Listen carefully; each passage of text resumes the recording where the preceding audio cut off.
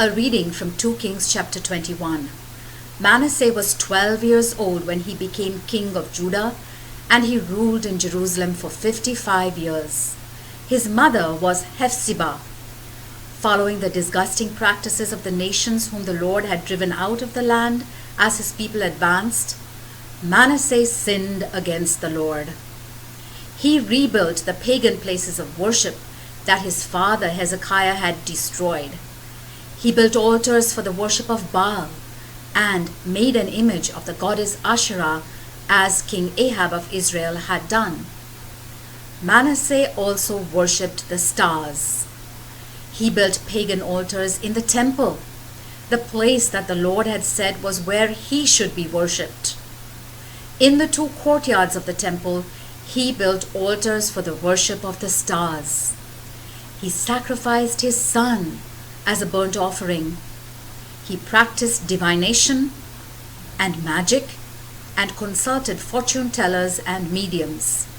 He sinned greatly against the Lord and stirred up his anger.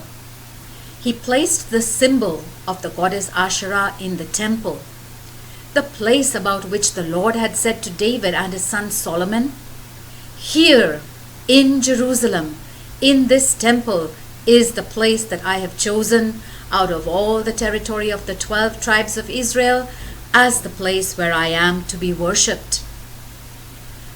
And if the people of Israel will obey all my commands and keep the whole law that my servant Moses gave them, then I will not allow them to be driven out of the land that I gave to their ancestors." But the people of Judah did not obey the Lord, and Manasseh led them to commit even greater sins than those committed by the nations whom the Lord had driven out of the land as his people advanced. Through his servants, the prophets, the Lord said, "King Manasseh has done these disgusting things far worse than what the Canaanites did, and with his idols he has led the people of Judah into sin. So I, the Lord God of Israel, will bring such a disaster on Jerusalem and Judah that everyone who hears about it will be stunned. I will punish Jerusalem as I did Samaria, as I did King Ahab of Israel and his descendants. I will wipe Jerusalem clean of its people, as clean as a plate that has been wiped and turned upside down. I will abandon the people who survive and will hand them over to their enemies, who will conquer them and plunder their land. I will do this to my people because they have sinned against me and have stirred up my anger from the time their ancestors came out of Egypt to this day." Manasseh killed so many innocent people that the streets of Jerusalem were flowing with blood. He did this in addition to leading the people of Judah into idolatry, causing them to sin against the Lord. Everything else that Manasseh did, including the sins he committed, is recorded in the history of the kings of Judah. Manasseh died and was buried in the palace garden, the garden of Uzzah, and his son Amon succeeded him as king. Amon was 22 years old when he became king of Judah, and he ruled in Jerusalem for 2 years. His mother was Meshullemeth, the daughter of Haruz from the town of Jotbah. Like his father Manasseh, he sinned against the Lord. He imitated his father's actions, and he worshipped the idols that his father had worshipped. He rejected the Lord, the God of his ancestors, and disobeyed the Lord's commands. Ammon's officials plotted against him and assassinated him in the palace. The people of Judah killed Ammon's assassins and made his son Josiah king. Everything else that Ammon did is recorded in the history of the kings of Judah. Ammon was buried in the tomb in the garden of Uzzah, and his son Josiah succeeded him as king. The word of the Lord. A reading from 2 Kings chapter 22. Josiah was 8 years old when he became king of Judah, and he ruled in Jerusalem for 31 years. His mother was Jedidah, the daughter of Adiah from the town of Bozkath. Josiah did what was pleasing to the Lord. He followed the example of his ancestor King David, strictly obeying all the laws of God. In the 18th year of his reign, King Josiah sent the court secretary Shaphan, the son of Azaliah and grandson of Meshullam, to the temple with the order, "Go to the high priest Hilkiah and get a report on the amount of money that the priests on duty at the entrance to the temple have collected from the people. Tell him to give the money to the men who are in charge of the repairs in the temple. They are to pay the carpenters, the builders, and the masons, and buy the timber and the stones used in the repairs.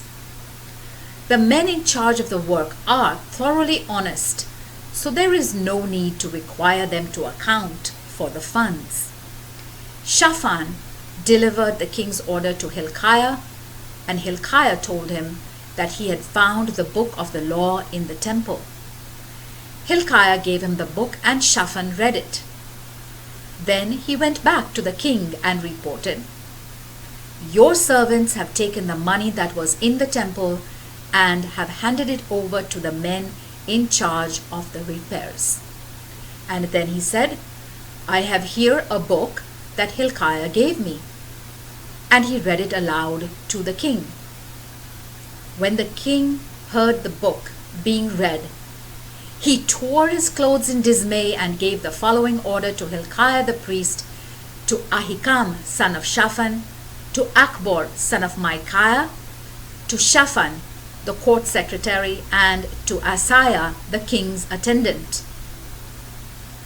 "Go and consult the Lord for me and for all the people of Judah about the teachings of this book. The Lord is angry with us because our ancestors have not done what this book says must be done."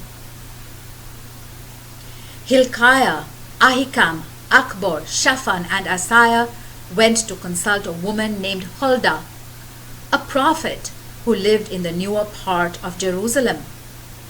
Her husband Shallum, the son of Tikvah and grandson of Harhas, was in charge of the temple robes. They described to her what had happened, and she told them to go back to the king and give him the following message from the Lord.